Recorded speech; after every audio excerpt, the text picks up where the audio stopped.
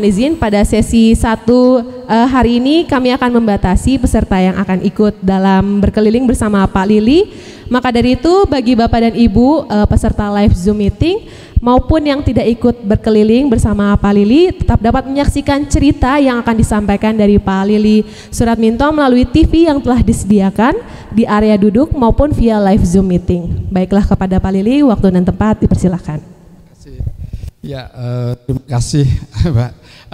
Kepada hadirin sekalian, tidak sebut satu persatu, terima kasih atas kehadirannya dan kita mengucap syukur kepada Tuhan Yang Maha Kuasa bahwa kita bisa berkumpul pada hari ini yaitu dengan sesuai dengan judulnya arsitektur lanskap ruang terbuka ini memperingati 227 museum ini. Ya, 227 tahun yang lalu itu ada suatu revolusi di dalam di dalam hal pemakaman ya. Pada waktu sebelumnya pemerintah kolonial Belanda menerapkan bahwa para pejabat dan juga rakyat biasa itu biasanya dimakamkannya di gereja atau di sekitar gereja. Nah, tetapi pada tahun 227 tahun yang lalu ya, itu orang sudah mulai sadar bahwa memakamkan orang di dalam gereja itu tidak sehat. Itu terpengaruh oleh pencerahan atau Aufklärung waktu itu. Oleh karena itu pemakaman di gereja ditutup dan kemudian di sini ada ruang ya, jadi mereka dimakamkan di sini. Tetapi pada tahun 1800-an itu waktu Daendels ada di sini di Indonesia, ya itu namanya Hindia Belanda waktu itu. Nah, itu kebetulan gereja yang dibangun oleh seorang ahli lanskap yang tidak abal-abal, maksud saya itu gerejanya itu gereja Blenduk ya, yang ada di sekarang menjadi Museum Wayang itu roboh dan semua makam-makamnya itu disimpan dan belakangan ditemukan oleh Batavia's Genootschap dan dipindahkan kemari, kemudian ditempelkan di depan itu, ada yang di belakang juga ya. Jadi itu di sini ada jadinya ada tiga generasi. Generasi pertama itu masa VOC, kemudian kedua generasi masa Hindia Belanda, dan ketiga itu masa ini setelah Perang Dunia Kedua ya. Dan itu bisa kita lihat batu-batunya, kalau yang persegi kemudian ada ring-ringnya itu di keempat sudutnya itu adalah masa VOC. Kemudian yang kedua yaitu masa Hindia Belanda. Ini di sini karena waktu itu terusan Suez sudah dibuka, orang bisa membeli marmer yang bagus-bagus. Jadi Anda bisa lihat ada malaikat, ada juga bidadari yang dipahat ya. Kemudian ada juga nisan-nisan yang semua terbuat dari marmer karena masa VOC itu sudah berlalu. Waktu itu semua batu-batu diangkut dari India Selatan, pahat di sana, kemudian dibawa kemarin. Nanti Anda bisa lihat batu-batu nisannya itu ada yang dipahat seperti setengah relief gitu, ada juga yang dipahat ke dalam. Itu beda-beda. Yang di dalam itu biasanya dipahatnya di sini, kalau yang relief itu masih di India, di Bukit Nadu sana ya. Jadi orang-orang bisa melihat jadi di sini ada yang periode kedua, yang ketiga tentu saja yang modernnya. Dan Anda bisa lihat juga ada makam-makam Katolik ya. Katolik itu yang biasanya banyak ada malaikat-malaikat dan sebagainya ya, itu. Nah, nanti akan kita ajak di sini kan kebetulan ini masalah lanskap ya, kok itu menarik juga. Dulu juga zaman Belanda ada juga ahli lanskap yang sangat terkenal ya, dia ini ditugasi untuk mengawasi tata kota, mengawasi pembangunan tanggul-tanggul dan juga pembangunan umum termasuk gereja, yaitu yang saya sebutkan nanti itu Ewout Verhagen. Itu beliau lahir di Rotterdam dan beliau ditugasi untuk membangun gereja, yaitu gereja Sion. Gereja dulu namanya Portugese Wetenkerk. Di situ gereja ini dibangun di atas 10.000 dolok, ya. Jadi anti gempa. Jadi bagus sekali. Jadi sampai sekarang kita bisa lihat di Jalan Pangeran Jayakarta ada yang dibangun oleh seorang ahli lanskap yang terkenal pada waktu itu, ya. Dan itu sampai sekarang masih bagus, masih bisa nikmati. Ada lagi satu lagi, yaitu yang ada nanti kita lihat di sana, yaitu nanti supaya ceritanya cukup. Di situ ada yang bukan seorang arsitek lanskap betulan, karena dia adalah seorang tukang roti yang nanti dia menjabat, bisa dipercaya untuk membangun sebuah gereja. Gerejanya tidak kecil, besar sekali, yaitu menggantikan gereja Oud-Hollandse-Kerk atau gereja Belanda lama atau gereja salib. Nah, itu gerejanya besar sekali, ya, sebesar gereja Immanuel sekarang itu, ya. Tetapi karena tidak dibangun dengan perhitungan yang matang, gereja itu akhirnya roboh, dan oleh karena itu banyak batu-batu nisannya yang harus diangkut kemari. Nah, dan itu kita bisa lihat itunya di sini. Mari kita siapa yang ikut, silakan. Nah, di sana saya lihat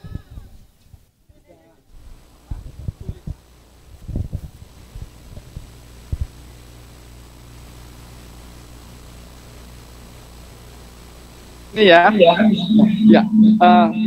itu ada tulisan so genuset was ik voor deze dat ik nu ben zult gij ook wezen. Nah, artinya demikian keadaan sekarang, saya dulu juga demikian, bahwa saya demikian.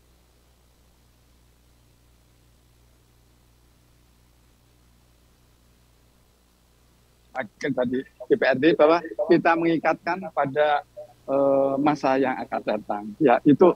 Dan ini bahasa Belandanya bahasa Belanda kuno. Mari kita depan.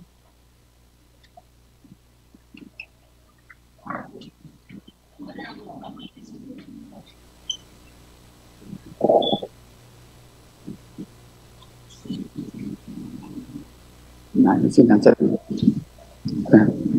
Ya. Nah, ini yang saya ceritakan tadi, yaitu seorang tukang roti, ya. Tapi karena dia itu rajin dan sebagainya, sehingga bisa mempengaruhi orang-orang penting di pemerintahan Batavia waktu itu, sehingga dipercaya untuk membangun sebuah gedung gereja yang besar, gereja kubah namanya. Itu menggantikan gereja yang lama, dan ini namanya itu Christopher Mall. Beliau itu lahir di Jerman. Bisa saya lihat hier leidt begraven. Di sini dimakamkan Christopher Mall. Itu jadi dulu menjadi jabatan-jabatannya semuanya ada di sini. Ya, ini di bahannya bagus sekali, yang memang tadi saya bilang pesanan dari India, ya. Jadi kalau kita lihat di situ ada simbol-simbol, ada lambang-lambang. Ada babi 3. Nah, biasanya kalau sebuah makam VOC, ya, itu di atas sekali itu ada bundar, itu adalah helm. Nah, helmnya itu menandakan dia bahwa seorang bangsawan, seorang kesatria. Nah, kemudian ada baju zirah, itu satria. Kemudian dia memakai kalung lantern yang dengan tanda salib. Mereka percaya bahwa supaya selamat perjalanannya ke alam sana, itu supaya tidak diganggu jadi harus memakai kalung salib itu. Kemudian di bawahnya itu perisai, dan di dalamnya itu ada 3 ekor babi, itu menandakan dalam Kristiani itu dipercaya ada ketiga, jadi ada Bapa, Putra, Roh Kudus. Nah, di sini juga ketigaan itu, tapi ini lambang kedamaian, karena mereka kan ini babi-babi gemuk-gemuk, ya, jadi sudah sudah sejahtera gitu, ya, sudah aman. Nah, kemudian bentuknya kalau kita lihat ini ada daun-daun akanthus, itu umumnya di mana-mana juga ada ya.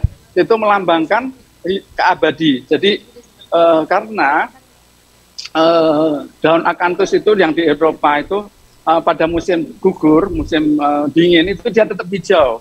Oleh karena itu dia pakai lambang bahwa keabadian itu di situ ya. Jadi dan kemudian ini bentuknya kalau kita lihat dari jauh itu seperti bunga rose yang membentuk salib. Tapi sebenarnya 4 penjuru. Jadi itu adalah lambang kompas. Jadi supaya perjalanannya ke arah ke alam sana itu aman dan lurus, tidak belak-belok, ada kompasnya begitu ya. Jadi ini dan kebetulan ini juga ada daun-daun itu ya, akanthus atau apa. Dan itu dibikin sebegitu megahnya ya. Jadi dibuat memang khusus di pahatnya tadi di sebuah bukit di India, di Bukit Nadu namanya. Kalau Anda pergi ke Sri Lanka atau India Selatan masih banyak ditemui batu-batu ini ya.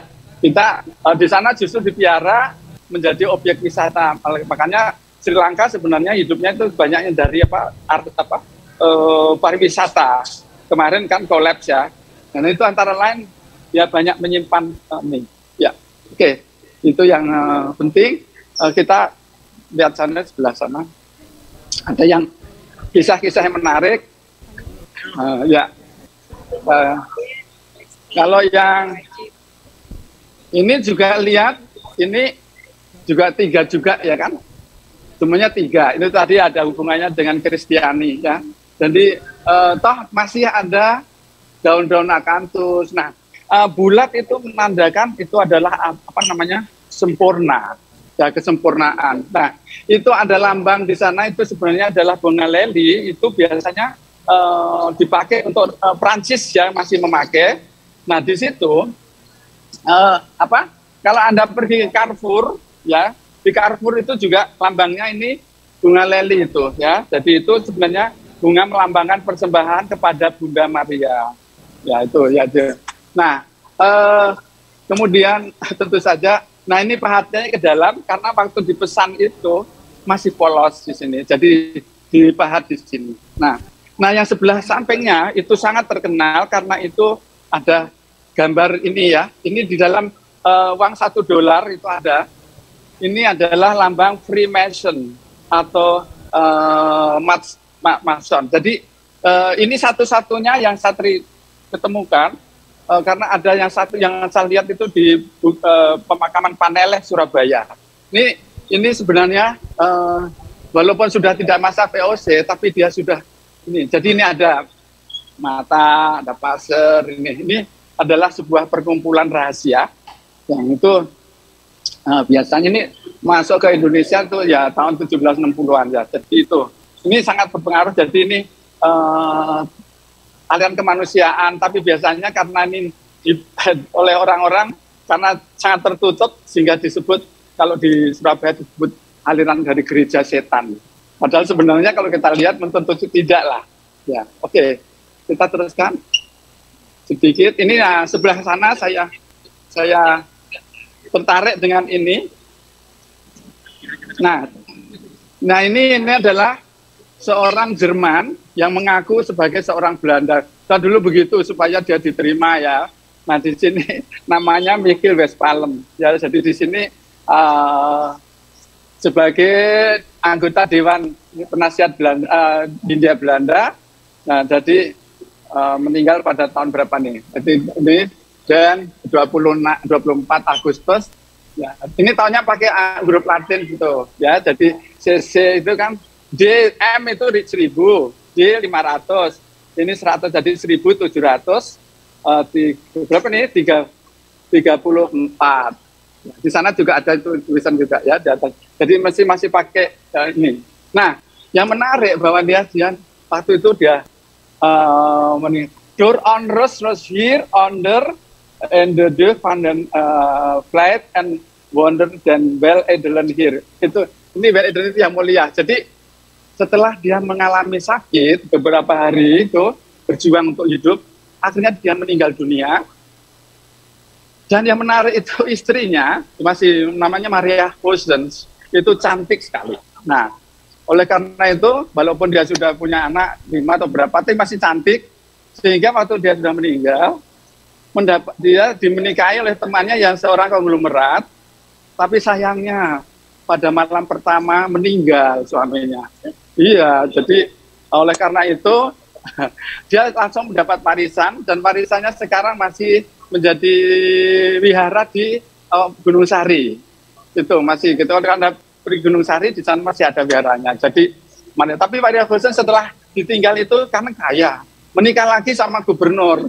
Ya gitu ya. Jadi nggak tahu apa gubernur meninggal apa enggak sih. Tapi tidak tahu, tapi itu lucu banget ya. Oke. Jadi ini ada itu ada lambang-lambangnya ya, ada kuda, dan itu ada lambang dari dunia melambangkan harmoni, keseimbangan, kan keseimbangan kiri kanan ya. Nah, tentu saja biasa itu ada ini. Oke, kita sekarang melihat seorang lanskap ya, satu lagi ya. Nah ini ya yang saya ceritakan tadi. Nah ini nih baru arsitek lanskap zaman itu ya. Ya jadi nah lihat ya. Nah ini namanya Ewout Verhagen ya, dari Rotterdam. Kemudian dia tentu saja yang ditugasi yang saya ceritakan tadi. Nah ini kan ada ini simbol bangunan. Nah ini tentu saja ini adalah antara. Nah ini di sini ini adalah lambang heraldik perisai. Ini perisai ini lambang untuk laki-laki, ini untuk wanita. Nah jadi ini harmoni. Jadi antara yang kekuatan yang keras dan lembut. Tapi ini dia seorang pekerja keras, dan memang ini di sini tentu saja dari nama dia, lahir di mana, jabatannya apa gitu ya, itu di sini. Ini dia pernah menjadi Himraden, Ommelanden itu daerah di sekitar daerah di Tangerang ya, di situ ini. Jadi dia ini meninggal pada tanggal berapa ini, Februari tahun sekian. Jadi Anda bisa lihat dengan pelan-pelan, dan ini semua sudah ada dalam buku saya, bisa dilihat nanti itu ya. Jadi saya ya, tapi tidak tahu apa terbit lagi apa tidak, tapi itu pernah diterbitkan itu ya. Jadi ini kenapa ini selalu ada krans ini, jadi lambang ya penghormatan. Jadi sudah selesai ya. Oke, jadi inilah waktunya udah habis. Oh ya, oke, mari.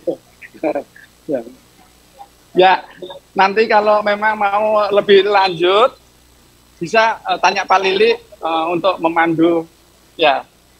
Ini saya biasa begitu aja, siapapun saya di masa jangan ragu-ragu, nanti bisa saya terangkan beberapa ini karena banyak sekali hal yang bisa diungkapkan di sini. Iya.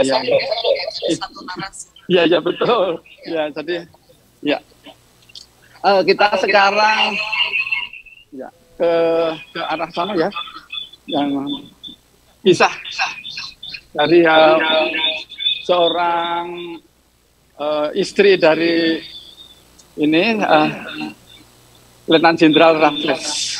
Ya, oke. Itu yang di Bogor itu hanya replikanya saja. Bukan, makamnya di sini. Iya, makam di sini kan. Iya. Peringatan bahwa dia meninggal di sini gitu. Oh, dia meninggalnya di Bogor. Tapi kan ada kisahnya, jadi terpaksa harus ini di sini ya.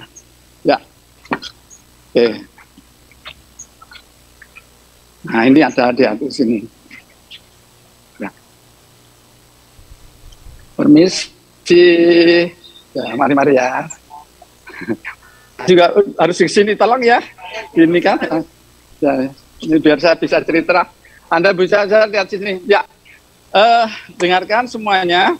Ini adalah makam dari Leiden. Ya, Leiden namanya Leiden siapa itu? Ya. Nah, di sini kenapa ada makam di sini ya? Ini adalah seorang ahli Dia sebenarnya tadinya sekolah teologi, tapi tidak senang dengan teologi, lebih senang kedokteran. Tapi justru dia belajar bahasa-bahasa Timur, termasuk bahasa Melayu, bahasa India, dan sebagai bahasa Jawa dan sebagainya. Nah, oleh karena itu dia menguasai beberapa bahasa dari Nusantara. Nah, dan kebetulan dia ditugaskan di India, di Madras, oleh Jenderal Lord Minto. Namanya bukan Surat Minto, tapi Lord Minto. Nah, di situ, di situ dia memimpin rumah sakit, dan akhirnya dia berkenalan dengan Raffles. Nah, oleh Lord Minto, karena dia pintar sekali dengan bahasa itu, sehingga dipakai oleh Raffles untuk menghubungi raja-raja Jawa dan sebagainya supaya melawan Belanda. Karena waktu itu misinya itu merebut Nusantara dari tangan Belanda. Ya, itu tahun 1811. Jadi dari penjajahan Perancis, ya, kan Belanda kita dijajah Perancis tahun 1800 sampai 1811, zaman Daendels. Nah, kemudian di situ Daendels sudah dibawa ke Eropa. Nah, sekarang di sini jenderalnya Jansen lemah, maka itu datang. Dan di sini ini pernah sakit juga. Nah, yang merawat itu adalah istrinya namanya Maria. Nah, mereka mungkin satu menjalin asmara atau tidak, tapi buktinya yaitu dia memberikan puisi-puisi yang indah-indah kepada. Karena kalau si Mariam itu kan istrinya Letnan Jenderal kan itu selalu tidak di rumah ya. Ini kan ada di rumah, kebetulan dia sakit, yang merawat dia dan sebenarnya. Jadi ya udahlah, jadi dekat. Oleh karena itu dia buat puisi juga, puji-pujian terhadap Olivia. Nah, oleh karena itu ada juga rumor bahwa meninggalnya itu dibunuh oleh Raffles karena iri, takutnya dia merebut kekuasaannya dan sebagainya. Tapi sebenarnya dia sangat membantu Raffles di dalam menulis The History of Java. Ya, jadi ini. Jadi pada waktu dia sudah meninggal, ini persis pada 2 hari setelah Jatinegara, namanya Mr. Cornwallis, jatuh ke tangan Inggris dari Prancis. Oleh karena itu pada waktu itu dia sayangnya meninggal dunia. Nah itu, dan 3 tahun kemudian ini beliau ini meninggal di Bogor ya, dia. Dan dengan dia istana, karena dia tinggalnya itu di Istana Bogor ya. Tapi pesan supaya kalau meninggalnya itu harus di samping ini ya. Jadi akhirnya dimakamkan di sini, dan ini sangat indah. Tadinya ini kalau Anda lihat ke Bogor, ke Kebun Raya, itu begitulah bentuk makamnya dulu ya. Ada tadi kan ada 8 ini ya. Jadi ini oleh karena itu sebenarnya kita tidak, ini misteri ya, kisah cinta itu pasti bisa tumbuh karena biasa toh di rumah terus, kemudian yang membuatkan teh, membuatkan apa setiap hari gitu ya. Lagian si beliau ini juga tidak punya istri kan gitu kan. Nah, sedangkan si istrinya Mariam yang di atas ini sudah sebelum dapat Raffles sudah janda 7 tahun. Kemudian dapat Raffles, memang cantik ya. Kemudian menikah sama Raffles dan dibawa ke Nusantara, ya waktu itu namanya East India. Kemudian ya ketemu sama Leiden itu. Akhirnya bertiga terus gitu ya. Jadi sangat akrab. Bahkan bantu ini Raffles tidak bisa menerjemahkan surat-surat orang-orang raja-raja Jawa, raja-raja dari Madura dan sebagainya. Nah, dan Raffles juga dia mengambil sebuah prasasti itu sejarah Erlangga dari Pucangan, itu dibawa ke India. Jadi sekarang masih tersimpan di museum sana, dan sekarang ada usaha dari pemerintah untuk minta lagi. Ada lagi satu dikasih Lord Minto, tapi dibawa ke mana tuh, ke Skotlandia. Nah, tapi maaf itu dua-dua ini sebenarnya tidak boleh dipindahkan dari tempatnya, dan 2 orang ini baik Lord Minto maupun Raffles mereka mengalami kesialan. Sampai sekarang tidak tahu di mana tempat kuburan Raffles. Dan Lord Minto juga menderita juga setelah ini ya, setelah membawa prasasti itu. Prasasti besar sekali ya. Dan itu isinya sejarah Nusantara. Oleh karena itu perlu diminta lagi ke sana. Ya, jadi kalau Anda ke Bogor itu hanya replikanya saja ya. Jadi ini sebenarnya yang bagusan di sini. Itu cerita kisah asmara dari asmara juga intrik dan sebagainya dari Raffles dan Leiden, dan karena meninggalnya itu kan di tangannya Raffles. Ada yang nyangka itu dibunuh, ada yang bagaimana, tapi tidak tahu apakah meninggal secara wajar, kan kita tidak tahu karena bertiga itu sudah menjadi kesatuan ya. Nah, saya tidak tahu apa sifat manusia itu ada cemburu apa tidak, saya tidak tahu. Ya itulah. Dan Raffles juga orangnya kan ambisius sekali. Bagaimana bisa? Nah, dia baru lieutenant jenderal, sudah menguasai seluruh Nusantara. Ya gitu. Mari kita jalan tempat lain. Masih ada waktu berapa menit? Yang tidak tahu nih, ya 3 menit. Hah? Oh. Oke. Itu yang anaknya tinggal 3 di Bengkulu karena malaria. Oh, bisa juga ya. Kalau gitu kita lihat di sana, saya pernah lihat. Kalau ini yang macam-macam zaman Raffles ini pakai bahasa Inggris. Ya, nih. Nah, yang anehnya ini kan makam Katolik ya. Kalau ini Anglikan, Katolik Anglikan. Ya, tapi ya All Saints Church ya. Ya sudah ada gambar-gambar macam-macam ya di sini. Ada yang malaikat dan sebagainya, itu adalah orang Katolik biasanya. Nah, lucunya di sini itu yang POC kan begini nih sederhananya, seperti yang di tembok-tembok tadi. Nah, tapi di sini dipasang antara kadang-kadang malaikat ditaruh aja di situ, kayak lucu, padahal musuhnya. Dulu kan waktu kesini Belanda itu kan tugasnya pertama yaitu menghancurkan Spanyol dan Portugis sebagai orang Katolik. Kedua menggalang damai atau perang dengan setempat, oleh karena dan wilayahnya, dan boleh mencetak uang, boleh mengangkat serdadu, pokoknya ada pemerintah lah, dan wilayahnya dari Tanjung Harapan sampai ke Desima. Jadi Batavia dulu itu ibu kota Afrika Selatan ke sini, Sri Lanka ke sini, Mauritius, Taiwan namanya Taiyuan, Nagasaki. Ya, itu kan dulu gubernur Nagasaki yang terkenal siapa ya? Oh, Speck. Dia punya anak. Nah, anaknya itu cantik sekali, namanya Sarah. Tapi ada serdadu yang jatuh cinta padanya. Mereka bermesra-mesraan, ketangkap, jadi dieksekusi. Tapi yang Sarahnya dicemplungin ke ini ke oli. Ya, jadi supaya setannya keluar.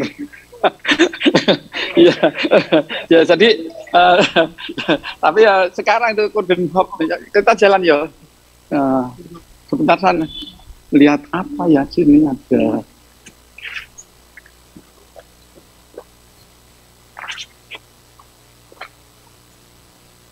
Sebelum ke sana kita lihat. Nah, kita lihat di sebelah sana itu yang ada tengkorak di atasnya. Ya, itu adalah dari Peter Erbeveld. Peter Erbeveld adalah seorang keturunan Jerman dengan orang Thailand. Nah, tetapi dia tinggalnya di Pangeran Jayakarta.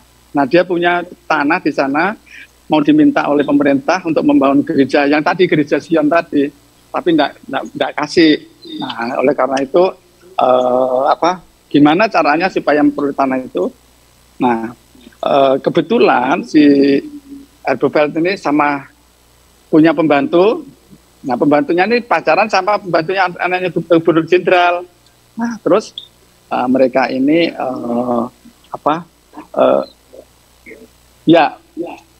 maksud saya pembantunya tadi itu dimarah-marahi. Terus dia datang ke jenderal itu bilang bahwa mereka ini akan membunuh semua orang-orang Belanda di sini. Oleh karena itu ini harus dibunuh. Nah, dikejar. Jadi dia ini orang Erbeveld ini bersekutu dengan Kartadria. Kartadria itu orang dari sini asli. Nah, di dalam Pangeran Jayakarta sana. Nah, akhirnya dianggap sebagai pembelot. Dan ini replika yang aslinya ada di dalam Pangeran Jayakarta. Di situ ada batu, yang di bawah itu ada batu kutukan. Siapapun tidak boleh bangun di sini. Kalau yang bangun itu jadi udah membangun, menanam dan sebagainya, karena ini tanahnya pengkhianat. Ya. Apa yang terjadi? sekian ratus kemudian ada yang berani memindahkan itu.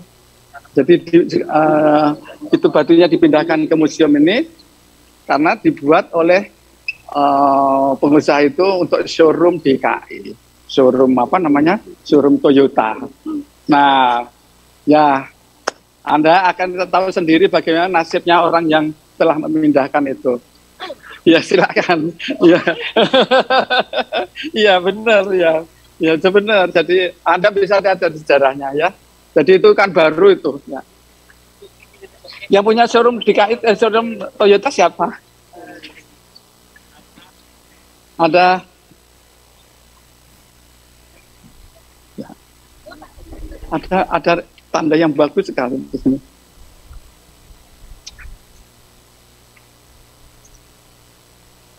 Ini saya tertarik dengan ini. Ini ada sedikit, ya bagus sekali ini. Meskipun kecil, ini adalah kupu-kupu.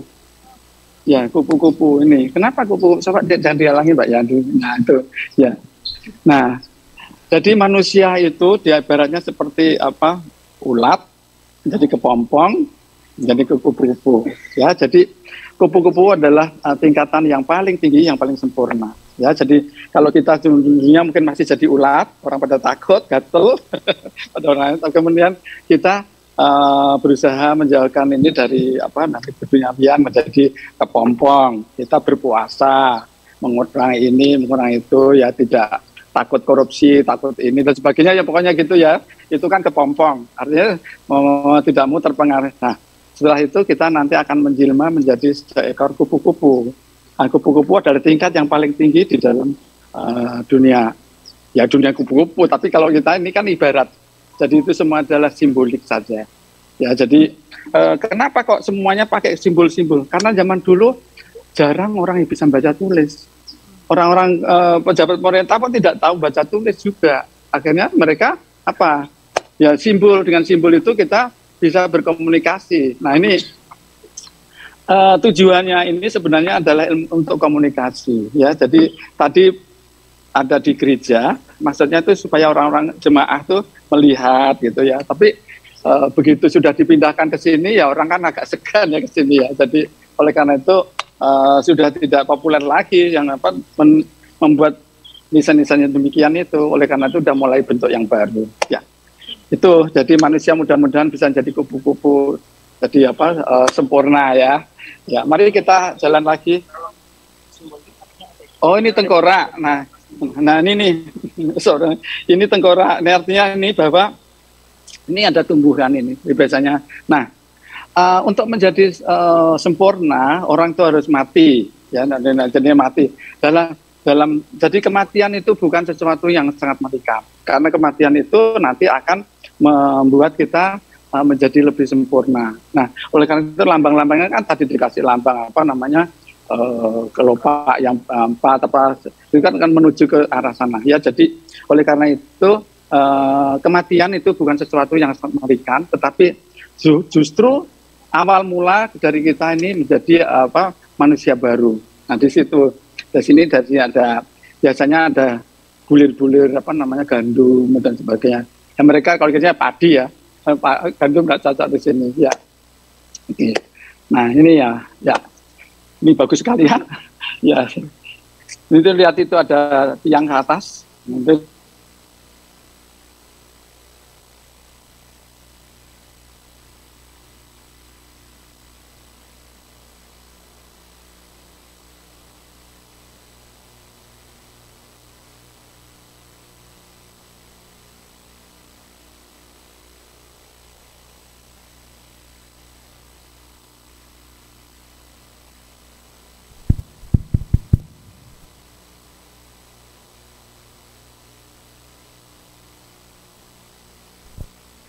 yang seolah-olah ke atas itu tempat yang ini. Ya, waktunya kita sempit, jadi kita jalan ke tempat yang mungkin ini bukan yang ini biasanya itu ya abu. Mereka yang di itu. Ini bagus sekali ya. Ya, itu yang sudah zaman-zaman udah ada Katolik ya udah. ya betul, ya betul. Ya, ya. Dan lagi kan perjalanan dari Belanda sudah dekat. Tadinya 6 bulan lebih, 1 tahun ya, 1 tahun sudah menjadi dipersempit menjadi beberapa bulan itu ya. Jadi sudah apa ya?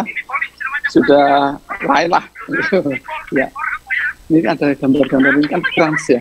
Jadi itu ya, jadi melambangkan bahwa itu yaitu mengagungkan yang meninggal. Itu. Di sini ada juga ini, Anda pernah dengar Suhogi? Ya, Suhogi di sini ya betul. Nah, tapi ini hanya simbol saja nih Suhogi di sini. 17 Desember 42. Sebenarnya ini untuk memperingati beliau, kan sebenarnya abunya ditaburkan di gunung apa ya, Pangrango atau di Semeru, saya tidak tahu. Kan waktu dia naik ke sana kan kena gas gitu ya. Yang lainnya yang jongkok selamat, tapi dia berdiri jadi kena gas itu, jadi meninggal. Ya, dan memang dia sangat vokal kepada pemerintahan Orde Baru, sehingga ya tahu sendirilah pada waktu itu ya, kalau kita mengawani pemerintah kan selalu melawan jadi biasanya kan begitu ya, jadi ada aja ini kan nobody knows my sorrow ya, kesedihan saya di mana tahu ya. Nah, ini ada juga ini arkeolog sedikit nih namanya Setuturheim. Nah, ini seorang arkeolog, dia menggantikan sana tadi itu yang ada foto yang kayak Hindu itu sana makam yang itu beliau ini pada masa Jepang itu masuk ke sini itu tahun berapa itu, tahun 12 bulan 9 ya, 42 ya kan, Jepang kan masuknya Maret ya. Nah, itu dia adalah kepala dari Batavia Kunstkamp yang sekarang menjadi Museum Nasional yang ada Gedung Gajah. Nah, di situ dia dipaksa untuk menyerahkan keramik-keramik. Nah, tetapi dia kan akhirnya tidak mau dan disiksa. Mungkin dia sampai dia menderita dan meninggal. Jadi ini adalah ada lambang-lambang ini teratai. Nah, ini ada dua. Jadi ini semuanya teratai ini. Jadi teratai itu sebenarnya lambang apa ya? Dia itu bisa naik dan turun walaupun biarpun BBM naik tetap ini BBM turun misalnya gitu ya. Jadi biasa menyelesaikan diri apapun yang ada. Nah, seperti Pak Lili udah mengalami BBM naik berapa kali dari zaman Pak Harto. Iya, terus biasa aja gitu ya. Terus itu akarnya kan kotor. Dia bisa hidup di kotor, tapi ini menghasilkan suatu bunga yang indah sekali. Bahkan buahnya bisa untuk dimakan oleh para pendeta ya. Jadi buah dari teratai kan enak banget gitu. Tapi itu makanan orang-orang penting, orang-orang pedande-pedande atau bante gitu ya. Ya, tapi kalau kita tidak biasa makan bunga teratai, tapi ada dijual loh.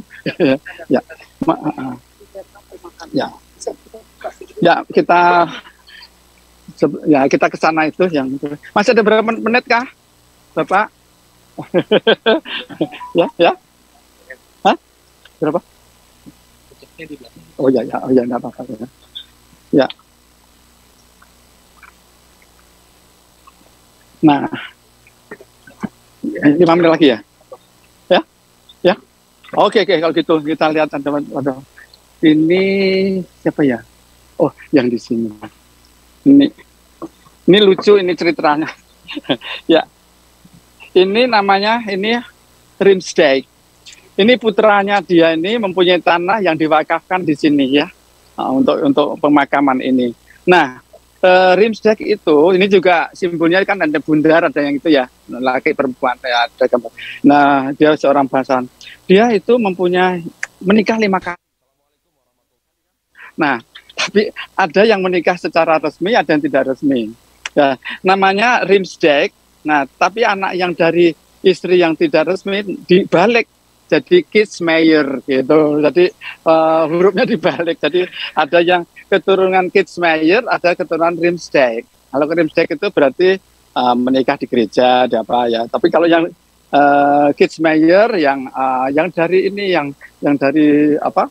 Ya gelap lah gitu ya. Tapi tadi ya artinya anaknya tapi tidak diakui secara di gereja gitu apa ya. Jadi tapi itu memang orang kaya raya, jadi bisa saja begitu ya. Dan masa itu kan biasa tuh mereka menikah ya banyak gitu ya. Kerajaan di Indonesia kan runtuhnya karena banyak itu tuh, banyak yang menikahnya istrinya terlalu banyak. Ya, ada satu lagi yang enggak ya, yang pas. Ini oh ini sayang sekali ini tidak kelihatan, seharusnya sih boleh. Ini orang Armenia ya, tapi di sini dulu di sana dekat HI Bank Indonesia dulu tuh, di situ ada tempat tinggal orang-orang Armenia. Nah sekarang sudah jadi gedung Bank Indonesia ya. Nah ini alirannya itu gerejanya bukan gereja yang aliran ya kayaknya bukan ortodok atau mungkin ya. Nah di sini hurufnya masih huruf-huruf dari Armenia. Jadi mereka ini ahli membuat barang-barang dari emas dan sebagainya ya.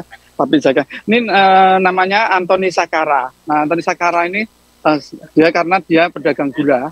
Nah, jadi namanya Sakara atau Seker itu bahasa Belandanya, Sucre bahasa Perancis. Kalau bahasa Sanskerta itu adalah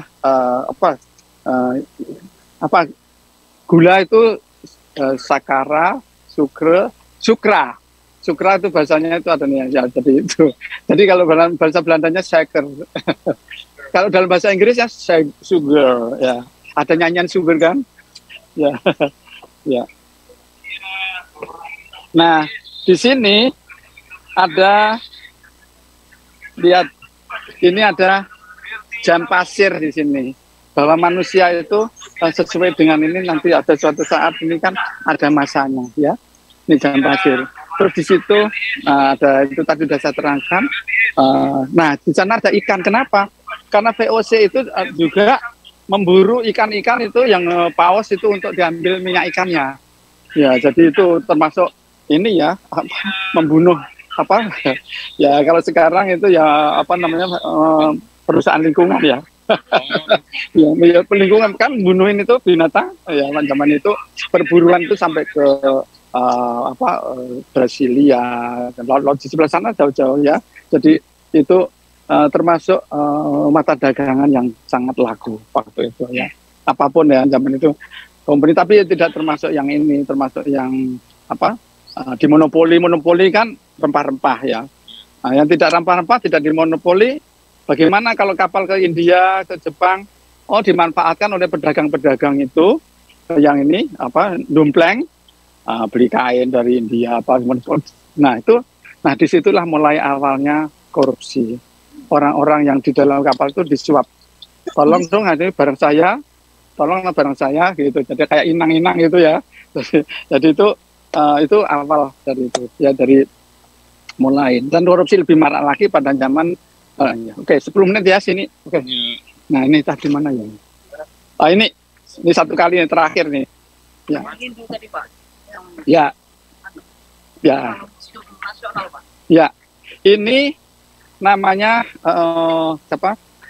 Brandes. Ya, Brandes ini Brandes itu seorang ahli bahasa. Dan dia juga sebenarnya disekolahkan bapaknya untuk menjadi pendeta. Tetapi dia tiba-tiba beralih menjadi menyenangi budaya timur, jadi bahasa-bahasa dari Jawa kuno, Bali kuno, dan sebagainya. Oleh karena itu dia ditugaskan di sini dan kerjanya menggantikan nanti belum mati. Petinya ini baru digantikan yang tadi. Nah itu jadi dia itu berjasanya apa? Dia menyalin semua dokumen dari Muprapanca, ya itu. Makanya sekarang kita bisa melihat ada kisah Empu Gandring dari Singosari yang membunuh beberapa keturunan itu.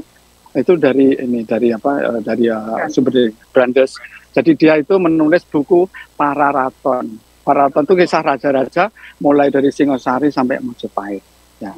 Kemudian pada suatu saat ditugaskan untuk apa namanya waktu ekspedisi Lombok itu karena di sana Lombok itu di sana itu Raja Ampenan itu sangat kaya raya.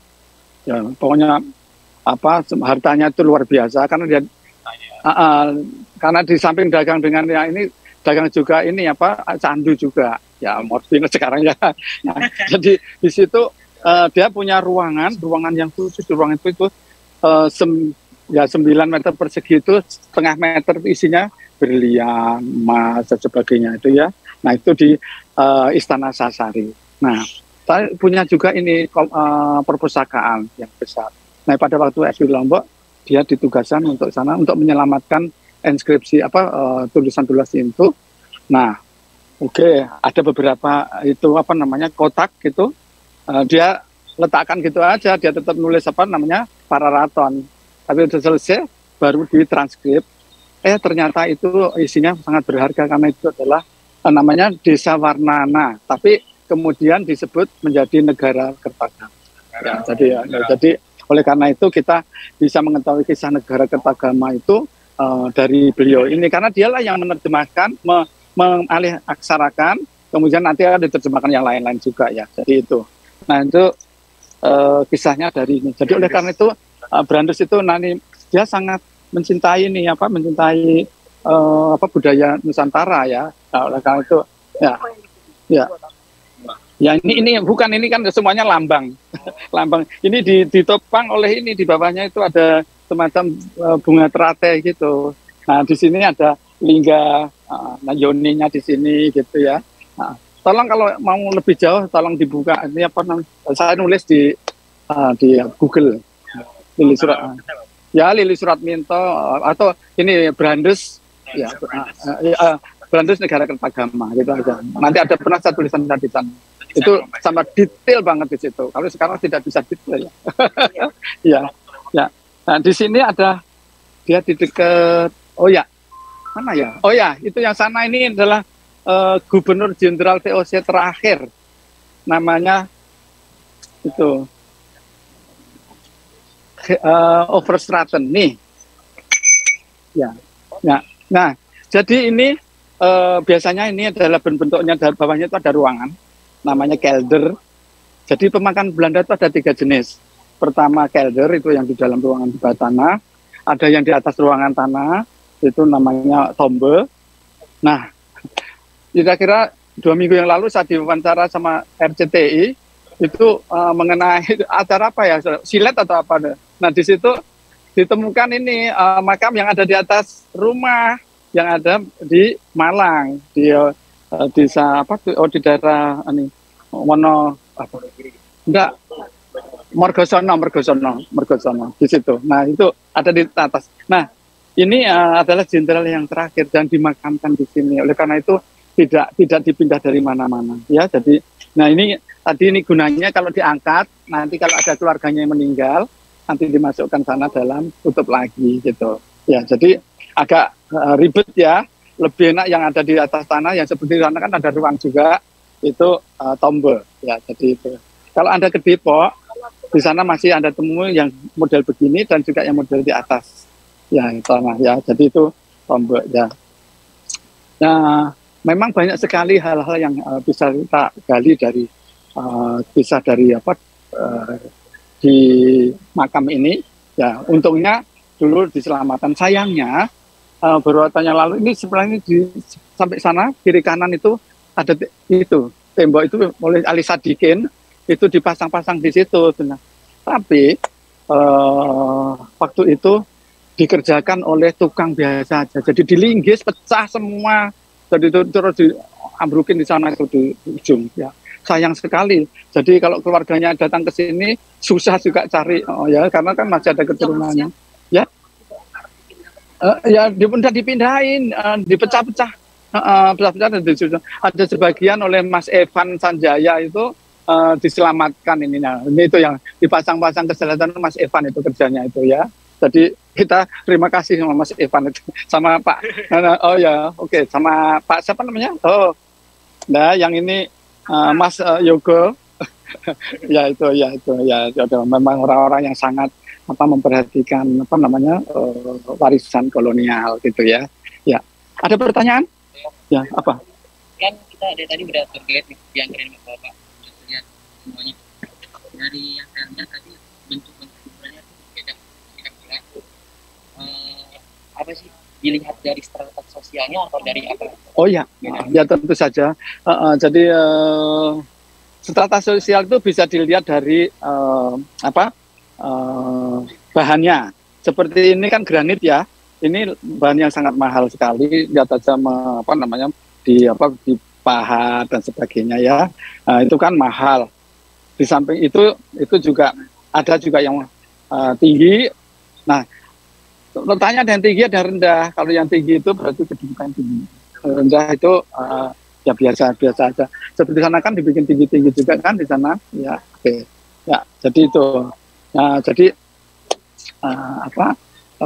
tergantung dari strata sosialnya. Ya, jadi benar juga. Jadi tergantung dari juga letaknya. Kalau letaknya misalnya kalau dulu masih boleh di gereja, kalau di dalam gereja itu di dekat mimbar itu yang berarti dia kelasnya tinggi, ya. Jan Pieterszoon Koen itu di belakang karena berarti dia di gereja itu dia tidak begitu disukai orang. Sedangkan orang yang memakamkan tanah justru ditaruh di dekat mimbar, ya itu ya. Jadi ini ingat kisah dari utusan Raja Aceh, Sultan Aceh yang ke Belanda itu dia orang Islam, kan namanya Abdul Hamid, itu dimakamkannya di dekat mimbar di dalam gereja, walaupun dia orang Islam ya, tapi kan waktu itu belum tahu ya, pokoknya dimakamkan aja di mana kan. Jadi itu kalau Anda pergi ke gereja Sion, di depan pintu masuk itu sebelah kanan itu dekat pintu itu seorang pedagang budak, tapi dia kaya raya, tapi banyak sumbangannya ke gereja. Oleh karena itu ditaruh di dekat ini. Tapi gubernur, walaupun dia gubernur taruh jauh-jauh, ya walaupun kan dia Anda berarti lebih secara itu agama dia rendah. Oke, kayaknya sudah cukup ya. Ya, terima kasih banyak, pas waktunya. Mari kita mari kita kembali. Terima kasih atas perhatian semua dan mohon maaf kalau ada kesalahannya ya. Kalau nanti misalnya ini kan cuma sedikit, seandainya Anda mempunyai kelompok atau minta dipandu, silahkan aja hubungi saya, enggak apa-apa. Saya dengan senang hati akan menceritakan apa yang belum diceritakan. Ya. Oke. Ya, terima kasih.